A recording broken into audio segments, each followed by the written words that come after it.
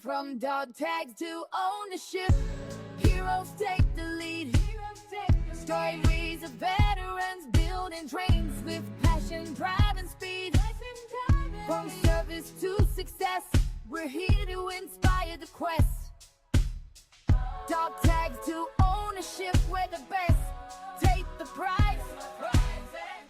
Welcome back to DogTags Ownership, the show where we help veterans, military spouses, and military-connected entrepreneurs turn service into ownership. Every week, we bring you conversations with founders, leaders, and innovators, proving the next mission begins after the uniform comes off. Whether you're still serving, transitioning from the military, or already building your business, our mission remains the same, to help you turn your dog tags into ownership. But today marks an exciting new chapter for DogTags Ownership. For the past 2 seasons, we've shared the stories of veteran entrepreneurs from across the country. We've learned from their successes, their failures, and the lessons they've carried from the military into business ownership. But today, we're expanding that mission. This podcast has always been about more than interviews. It's about building a community around veteran entrepreneurship. So beginning with this episode, you'll start seeing some new segments that bring even more value to our audience. Every week, we'll feature a Forces Brands USA Business of the Week, where Matt and I will spotlight an outstanding veteran-owned business, share the founder's story, showcase their product or services, and encourage all of America to support them through the Replace One Challenge. We will also continue bringing you conversations with incredible founders, industry leaders, and innovators who are proving that military service is just the beginning of the mission. Our goal is simple: help veteran entrepreneurs get discovered, help consumers find veteran-owned businesses, and build the strongest veteran business community in America. Because when one veteran-owned business succeeds, our entire community grows stronger.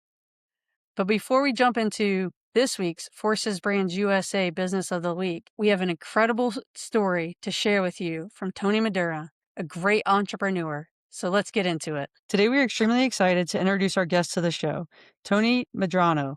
Tony is a Navy veteran, a graduate of both Harvard and Stanford, earning a law degree and MBA, a 3-time Ironman and finisher, and a 3-time tech startup founder. His most recent startup is Longevity Plan AI, integrating peptide therapy planning with wearable feedback analytics. Tony, welcome to the podcast, and thank you so much for joining us today to discuss your journey from dog tags to ownership. How are you? Good. Thanks a lot, Julie. Thanks a lot, Matt. I really am enjoying being here. Thank you. Yeah, thank you for coming on our podcast, reaching out. We're really excited to hear about your journey from dog tags to ownership and about your 3 tech startups and what you're doing now. But before we get into all that, could you please tell our listeners and followers a little bit about your military service?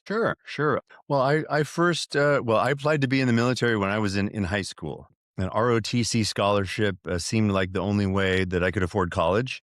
This was back in the late 80s during the Reagan build-up years. There were more Naval Academy spots, ROTC scholarships available. This is really before a lot of the GI Bill, the present GI Bill started to take effect. So it was a great program. I was accepted to that program and then applied to colleges and was accepted to Harvard. So luckily I found somebody to pay the bill, and that was good old Uncle Sam.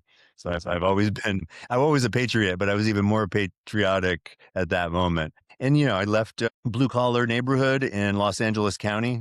They'd never sent a student out of my high school in 50 years to Harvard. And I don't think any ROTC scholarships before my year either in that 50 years. So it was new. And I guess that's where I learned how to be an entrepreneur, was figuring out how to fund my college experience. It was only maybe the second time I got on a plane was when I got on a plane to go back east to Boston from LA for school. So a lot of new things. I really valued it. I loved the military. I didn't even know Harvard had an ROTC program. They don't actually. We had to take a bus in the snow down to MIT, which was a couple miles down the road, and then that closed down because there were so few students. So we had to take it across the river to Boston University. There weren't too many Harvard folks. This school really is kind of liberal and doesn't really favor it that much.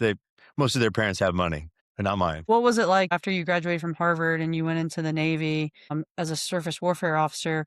Where was your first duty station, and how was your military experience and your military journey and then your military transition? Yeah, it was. I had a great experience. Because I got my scholarship during the Reagan buildup years. When I graduated in '93, after the Cold War ended, literally, they had a program for us to do other kinds of service for up to 1 year. So what I chose to do to delay my entry into active duty was teach high school in New York City public schools for a year and really give back in a totally different way, but also sort of the same patriotic mindset. I wanted to help underprivileged students in the public schools. It's ironic that I was a firefighter in the Navy on board a ship, but I saw more fires in the school trash cans when I was in New York City. I didn't have a team behind me necessarily to help out. But, it was good leadership training, being 22 and being a school teacher for a year. And in a lot of ways, as a junior officer, that's what you're doing. You have 18-year-old to 25-year-old kids, right out of high school. They need some direction. They need some leadership. And you've got to teach them things and motivate them and help and make sure they succeed, help them win. That helped prepare me. When I started active duty, then a year later, after the school year ended, I went to Newport, Rhode Island for surface warfare officers training. I think that was about 9 months. Rhode Island was beautiful. A lot of people stopped there for War College and whatnot. It was close to Boston, where I went to undergrad. But, I'm a California person. So I longed for San Diego, which is close to where I grew up and where I live now, and couldn't wait to get stationed on a destroyer out of San Diego. I purposely chose what they said and what turned out to be the hardest junior officer job on the ship, which was to be the damage control assistant and the officer in charge of all the firefighting, all the welders, all the repair crew, damage control. It was emergency response 24/7 and very hands-on, physical job, but I had fun. I grew up kind of doing some of that stuff, more so than most Harvard grads, and I liked the difference. I wanted to get a real Navy experience out of it, not a Pentagon junior officer carrying papers experience. So jumped on a ship, was in charge of a division of welders and damage controlmen and about 30 people, and did really well. We had a lot of fun, and nobody died or got seriously injured in my 2-year tour. I was really proud of that. That was on my mind 24/7. And a lot of people don't realize that in the Navy, the ships often go out to sea for weeks or months at a time, and you're on them and you work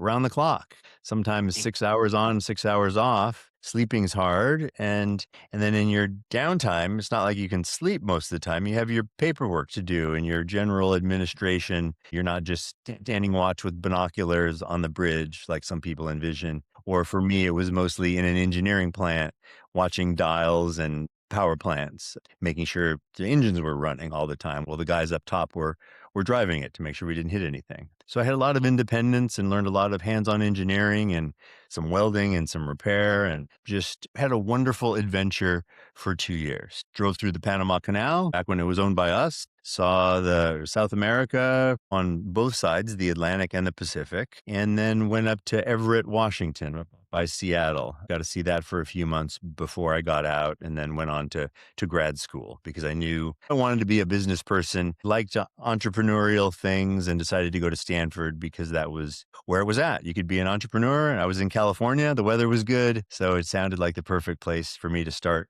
what would then be my entrepreneurial career. It's a relatively smooth transition. You knew exactly what you wanted to do after the military portion, and a very smooth transition. Were you able to leverage any more benefits from the Navy when you transitioned out, went to Stanford? I didn't. I really focused on the next thing. There were some transition assistance program benefits.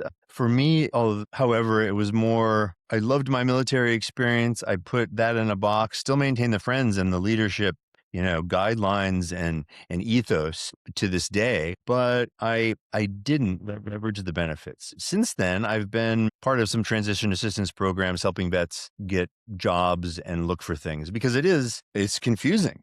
That's really why I went to grad school, is I wanted to be a business person, but I didn't know how business worked. I was a leader, but in a military sense. So I went to Stanford and we started learning. I went to the business and the law program from there. Law was easy. You read it. It's academic. I excelled at that. Business people were coming from Goldman Sachs, already knew spreadsheets. I'd never seen a spreadsheet before in my life, but I knew how to lead, and that gets you started, but you still have to learn a lot of technical things. I gained a lot in leadership and maturity in the military, but I was behind with these other 27-year-olds that had been working at a management consulting company in businesses on Wall Street. Now I had to catch up. It was very difficult for me. In the first 2 years, I buckled down, didn't hit the gym as much as I do now, that's for sure, and just studied to get by. Just like the first couple of years at Harvard, I was not the smartest person in the room anymore. Growing up in high school, I could get away with a lot, right? I would be on 3 or 4 sports teams at a time and do things at the last minute. In this situation, I couldn't because it was world class, the Top Gun of business schools, if you want to call it that. I started my first business there out of my dorm room at Stanford with 2 engineers, and it went very well. We raised some money from SoftBank Venture Capital and built a spectacular product that ended up being the foundation for the App Store used by Apple and Samsung and the mobile app ecosystem. And this was back in 1999, long before the smartphone. So the company struggled, but we had the right idea. And we built something of 120 people and more than $20 million in funds raised. And because of my leadership training in the military, as maybe esoteric or hard to pin down as that might be, I was promoted and given the title of president and managed all of the people in the company after a while because even though I was only 28 and it was my first business job, I could figure things out where engineers that had been in civilian life knew engineering and they could certainly code better than I could, but I had to put it together as an entrepreneur. And for me, that was a pivotal moment. And there was no doubt after that point, because that was so exciting. It was a roller coaster of stress and excitement, but here I was learning big things and negotiating, $1 million and $10 million deals right while I was taking a leave from business school. I didn't even graduate yet, that I was hooked on being an entrepreneur and on problem solving. And in a lot of ways, that's what I did in the military as a firefighter. You didn't know what problems were going to be there, but there's going to be problems and you got to figure it out and be prepared for whatever's up next. It could be flooding, could be somebody got hurt in a helicopter crash on deck. You didn't know. But my sleep still suffers a little bit because of it. I'm not a good sleeper. Yeah, every little noise, I think it gives me a little flashback. Julie and I are doing a lot of North and South because I think we've heard a similar theme or story from other veterans. And it's the leadership experience, it's the problem solving experience that is something that can parallel really well during that transition into the civilian sector. Like you said, spreadsheets, some of those things didn't have a whole lot of experience with, but you know how to take care of people, lead people in difficult situations. And that is one of those transferable skills, I think, that works so well for veterans. And the rest we can learn. I think that's maybe one of the takeaways. Exactly. You pair that with the work ethic that's required and the hours that are required in the military. And I think people can learn anything. The spreadsheet, how to code, how to do a particular task, whether it's physical and complex or intellectual using AI, it can be done because the things we did in the military in our 20s were beyond a doubt some of the most surprising things that I've ever accomplished in my life. You're challenged in ways you don't think is possible. And you look at now, being 55, I look at other people in their 20s that haven't had military service, and they just don't understand the depth and the capability that somebody coming out of the military has. So I've always tried to help people coming out of the military to get the best jobs possible because I know they have it in them, and I can teach them Excel or PowerPoint. That's easy. Tony, you had said earlier on in the conversation that you knew that you wanted to get into entrepreneurship when you got out of the Navy, and that's why you went to Stanford. What was the reason that was your parents, were they entrepreneurs, somebody in your family? Like, what was that reason that you just had that drive to get into entrepreneurship when you got out of the Navy? Yeah, great question. No, my mother was a school teacher. My dad was a mechanic, and it was a very pleasant, straightforward suburban life. There was no business or entrepreneurship in the house. I just always liked being creative and figuring out what I could do, how I could do something that would be different and better and more unique, whatever that was, to try and achieve or to try and bend the rules maybe a little bit too. So I went to law school, I think, was just to figure out how are things structured in the world. I want to understand that. But I did a lot of things entrepreneurially. I figured out how to be on 2 or 3 teams at once, how to run cross country and do football, how to apply to different schools and different scholarship programs to figure out my way to college, and sold stuff on the side and was working, not drugs, just legal things, but was always working almost full time since I was 16, just to pay for my car because I wanted a nice car and date a nice girl and do those kind of things. So I had to be really creative with my time management and my goals. And that just went forward. I mean, I was on watch in the Navy on the bridge studying for my LSAT and my GMAT. I would have it in a big binder along with my PQS, which is your personal qualification book, just interleaved so I could act like I was qualifying. And I was, because I worked extremely hard. I was qualified as a surface warfare officer sooner than anybody that was there in my class. But maybe it was because I always had this book with me where I was studying for the next.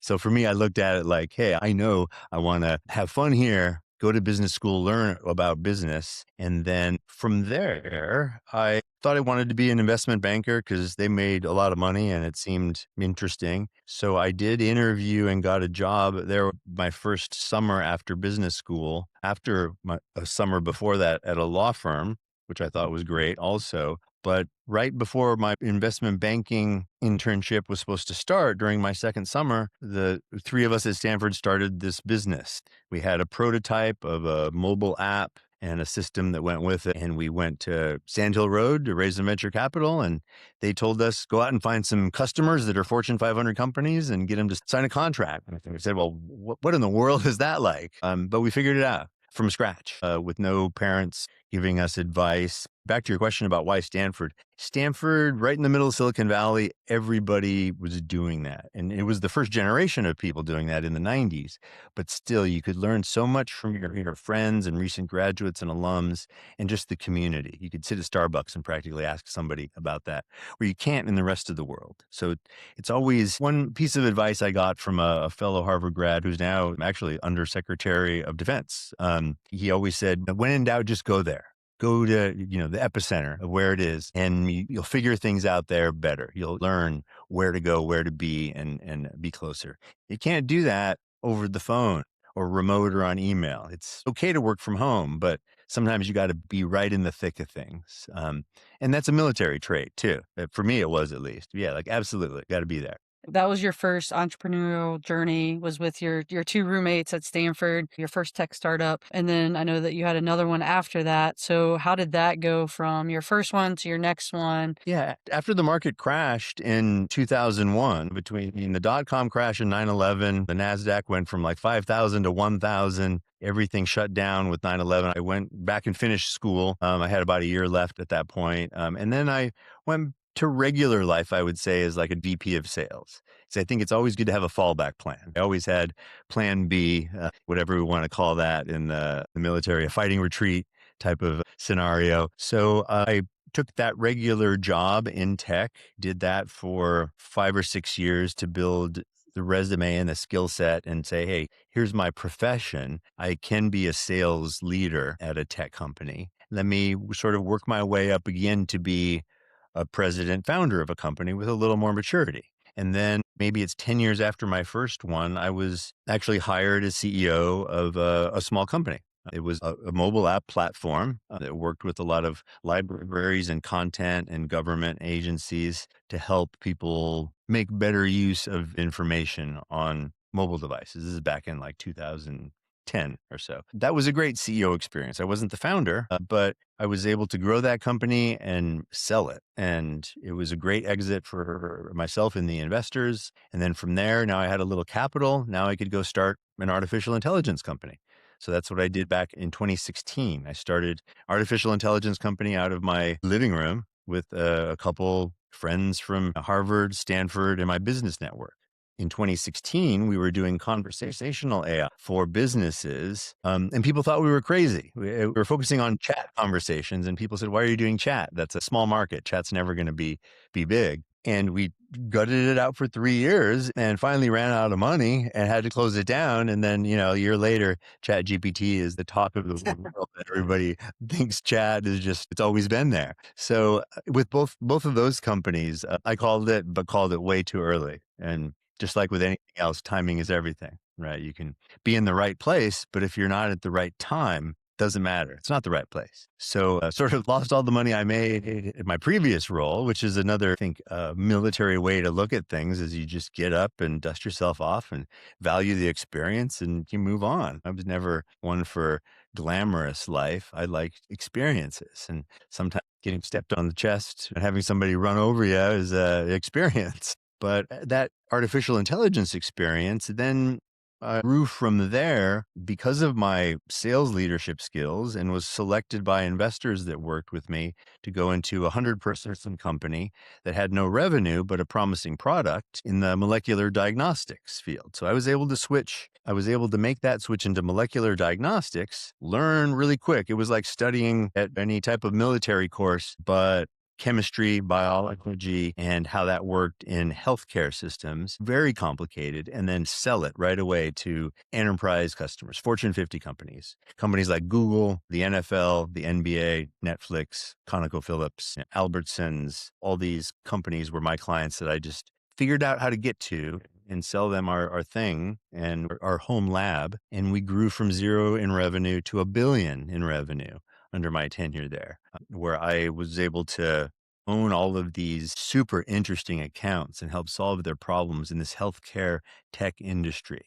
And again, learning there, it was really, to me, it was like a military operation of plop me down in, have me figure it out solo, what we're going to sell, how we're going to do it. And then I did that. We grew up to be 2,000 people with $1 billion in revenue. And from there, I could see that healthcare and AI was going to be an important area to be in because of the amount of data in healthcare and the complexity of it. And there just needed to be some technology deployed to make use of the data. So after that, I left that company after it went public. I went down the entrepreneurial route again. I wanted to start my own company in this healthcare AI area. And I found a lot of interesting things. It was great. It's a fantastic area to explore in, and it's exploding right now.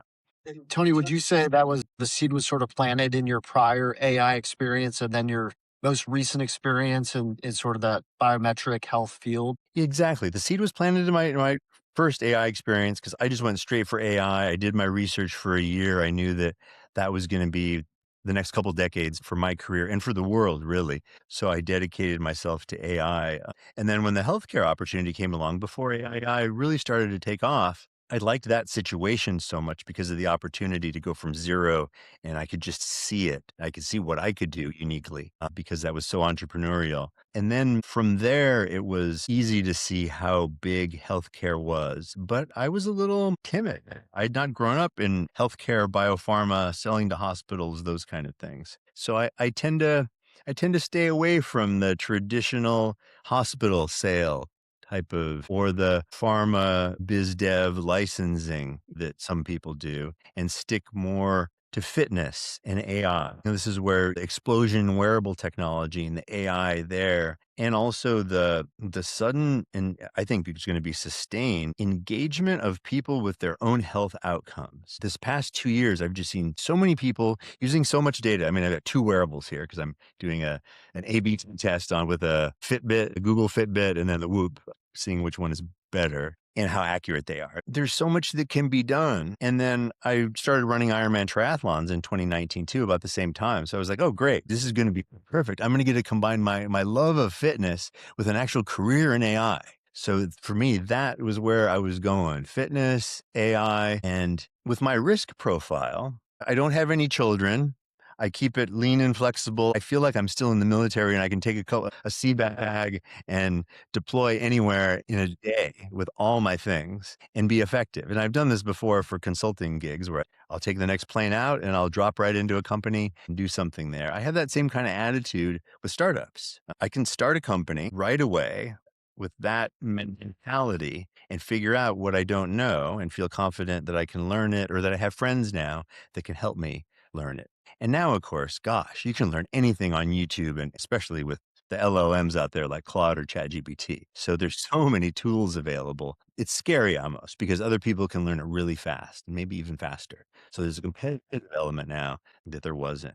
Tony, I guess, with your getting into the triathlons and doing those, and you briefly touched on it, but I know you didn't found the company for yourself, but was it also to help you in your personal journey and doing triathlons and then to further help other people with that? Is that what Longevity AI is for and why it's out there? And what all do you offer with Longevity AI? Yeah, great question. So it is in some ways to help myself. What I saw is a need in the market where people over 40, executives, busy family people wanted to be in better shape for near-term reasons and also wanted to do it the right way for longevity reasons and long-term healthcare. So it wasn't a quick fix atmosphere anymore. There was a huge upsurge in data available to make that interesting for people. They were engaged with their health and they wanted to change and do things. And then I had some expertise. I mean, I did my first triathlon when I was 48. I wasn't a super athlete during my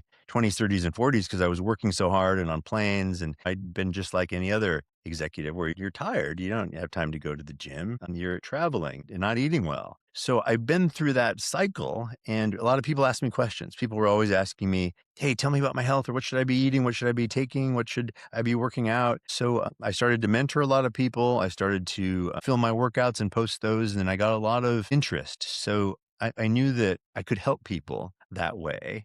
And with the data out there, I could help them with artificial intelligence. What a great way to combine it, not just me talking to them, but let me use some AI to help understand what their situation was. Because everybody is completely different. Their lab reports will say different things, their health, their diet, their sleep, all of those things that are now getting tracked on a wearable, but then also what kind of supplements they're taking, what their goals are. And we incorporated peptide therapy into that because it's being used by sophisticated athletes, celebrities, executives to achieve certain goals. And it's not like a steroid. It's not something that makes you huge. It's something that there are about 7,000 peptides in the human body that they've discovered. About 150 of them have been derived for use. We offer about 50 of them on our website, Longevity Plan, for specific reasons. Some repair injuries. The first peptide I tried was because of a torn meniscus that I suffered in the military 30 years ago. And it had been ache and pain after running. Sometimes in the heat, it would swell up and it was just getting worse with age. I was able to make it through my first Ironman triathlon, 140 miles with that, but didn't feel great after. So I was introduced to BPC 157, a peptide even Joe Rogan has talked about and credited with helping fix his elbow, that it similarly fixed up my knee in a couple weeks. Amazing. With no drug-like risks or side effects. Just straight up a little teeny injection in the knee or in the fat around my stomach a couple times a week. And I was like, whoa, what is this? This is great. This is natural, sort of. It's certainly not a steroid that's going to have all kinds of side effects, and it's not a drug that I have to worry about the risks. So I learned more. I like geeking out on the science. I learned some more about that, and I had inflammation. I was hit by a car while I was cycling, training for my first Ironman. Separated my right shoulder completely, 3rd-degree separation. And inflammation, injuries were all over the place. So I started repairing myself with peptides and learning along the way that there were some things that helped my skin and my hair, helped me lose some weight. 13 weeks ago, I was 40 pounds heavier than I am now. I mean, now I'm back in Ironman shape again at 180. I was up to 220 because of my knee injury, because of being in the off season. I usually run about 200. Now I'm as light as I was during military service because of the peptides and the motivation for training and the cellular optimization that all feel natural and maintain muscle. And I think my biological age is now 28. I've been able to go back in time almost. So all that's come together to really help my triathlon. That's very cool. In the back of my mind, I'm thinking about the Army doctors anyways. Maybe the Navy doctors were the same, but you went in with any type of injury and you always left with like Motrin or ibuprofen, like 90% of the time. So it's neat to know that there's other options out there. There's so many options now, and it's great with the internet and with AI to be able to research those options and then recommend to your doctor, right? I'm not a doctor, and everybody should see their own doctor and only put something in your body upon a doctor's recommendation. But you certainly can come to them with ideas and suggest things because they don't know everything. They're depending on AI now more to do research, and military doctors are the perfect example.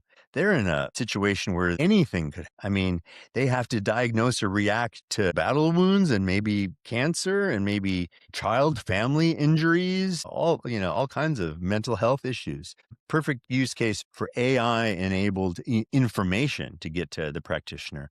But I think people, Gen Zers, I know, really own their own health. They do their own research and they look and they ask a lot of questions about it. They're just because they're used to it. They're used to having the world's knowledge at their fingertips. I think their view of healthcare makes it very preventative, very personalized, and it is the future. And I'm really impressed with the way things are going at that level. I have high hopes for our future of health optimization and fitness optimization as opposed to sick care, only treating injury with ibuprofen, because nobody's going to blame the doctor if he just does the basic thing. It's harder to do things that are unique and optimization related in the medical. Tony, now that you have this new company and you just launched the website in June for Longevity AI, and then you had 2 previous companies, what would be a piece of advice that you would give to one of our listeners or followers who want to get into entrepreneurship that you've learned over your journey in entrepreneurship? Find mentors that have done something or are doing something that you want to do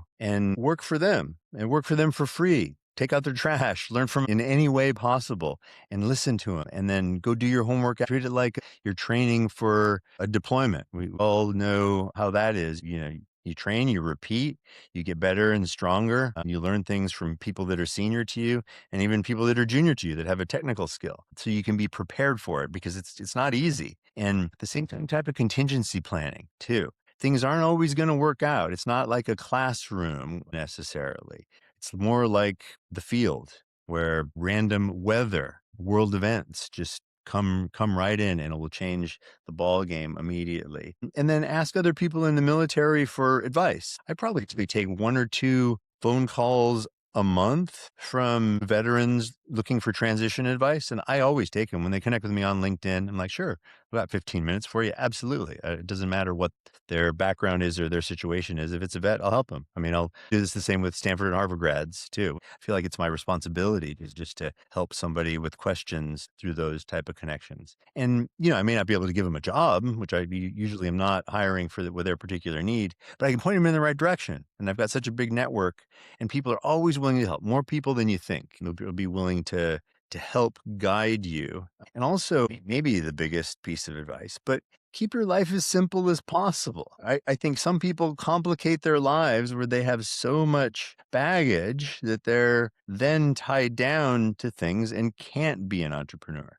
Because to be an entrepreneur, you got to be ready to lose. It's not steady. The paychecks aren't always there. It's painful. You might not come home at night or for many nights in a row. It's like being deployed and not being able to call your spouse. I mean, we didn't even have cell phones when I was in, but you got to treat it like that. So it's going to have an effect on your relationships and the expectations and things. And if you have 8 kids and 5 dogs, because that's what you built up in your military years, you might want to rethink being an entrepreneur unless you're, have a dog or a kid business. Then maybe it's great, but it's going to be hard to be a tech entrepreneur with that kind of time requirements and that kind of noise around the house. Tony, is there anything that we did not ask you today that you would like to tell our listeners and followers before we get to our last 2 questions? I would say for any of the listeners and followers, please reach out to me. My name's Tony Medrano, and you can find me on LinkedIn. There might be other Tony Medranos, but I'm wearing triathlon gear, easy to see. And you can always reach me there and just connect with me in DM and say, I heard you on this podcast and I'll help you out, whatever I can. Awesome.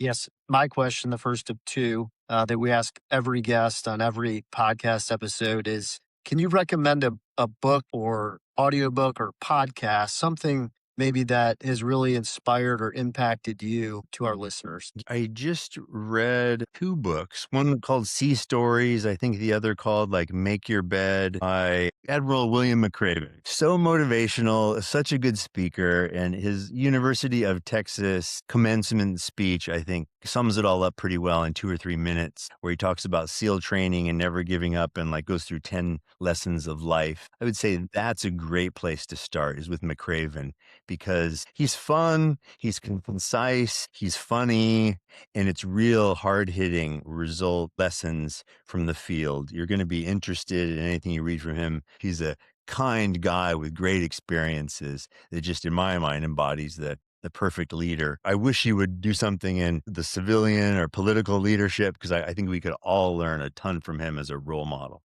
Yeah. Well, that's going to be a incredible segue for Yeah, that's Julie a into great the second segue. question. So before I get to that question, another good book by him is Wisdom from the Bullfrog.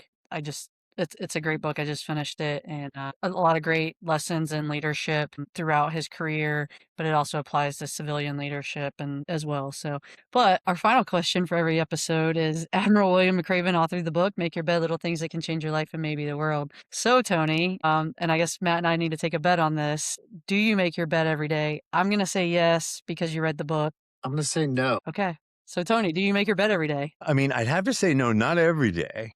Yes. I do. It is, 95%, but it's also not perfect either. I sleep very Spartan and can just usually fold in and fold out.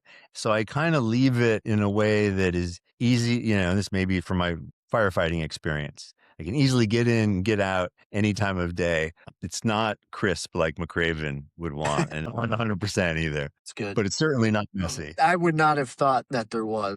You seem like a fairly meticulous person, and all of your experiences in the Navy and through school and obviously your professional and entrepreneurial journey. But Tony, thanks so much for coming on our podcast. It's been great. Your story is super motivational. You've a pretty incredible list of accolades, but you seem like a super humble guy and someone that's just easy to talk to. And thanks for sharing your advice with our listeners and your story. I think it'll have a big impact. So thanks again. Yeah, thank you, Matt. Thank you, Julie. It was a pleasure being here. It's so fun to chat with some fellow veterans and just laugh. As we discussed at the top of the show, we will be highlighting veteran-owned businesses every week with the Forces Brands USA Business of the Week. Each week, we'll spotlight a veteran-owned business that deserves your attention, share the founder's story, highlight their products or services, and challenge all of America to support them through the Replace One Challenge. This week's featured business is Exray, founded by Marine veteran Mike Nafe. One of the biggest challenges veteran entrepreneurs face isn't creating an incredible business. It's getting discovered. There are thousands of amazing veteran-owned companies across America, but too many people simply don't know they exist. That's why we launched Forces Brands USA, to make it easier for Americans to find, support, and buy from veteran-owned businesses. We're proud to recognize Mike Knopf and Exray as our second business of the week. Mike isn't just building apparel, he's building a movement. Through Exray, he's creating high-quality gear that proudly represents the military, veteran, and American communities, with proving that purpose and business belong together. Every purchase is more than a shirt or hat.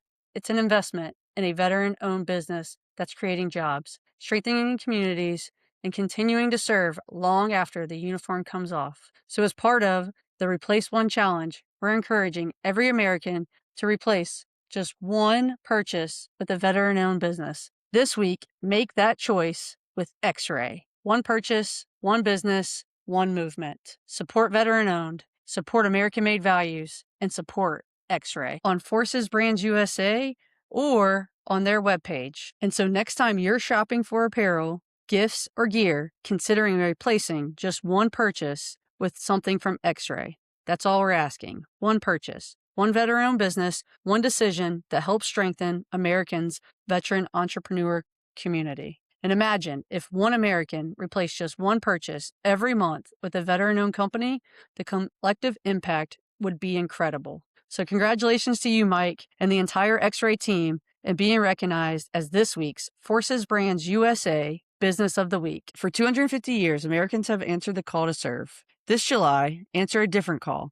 Replace one purchase, support one veteran-owned business, and share their story. The uniform may come off, but the mission never ends. Keep turning your dog tags into ownership. From dog tags to ownership, heroes take the lead. Stories of veterans building trains with passion, drive, and speed. From service to success, we're here to inspire the quest.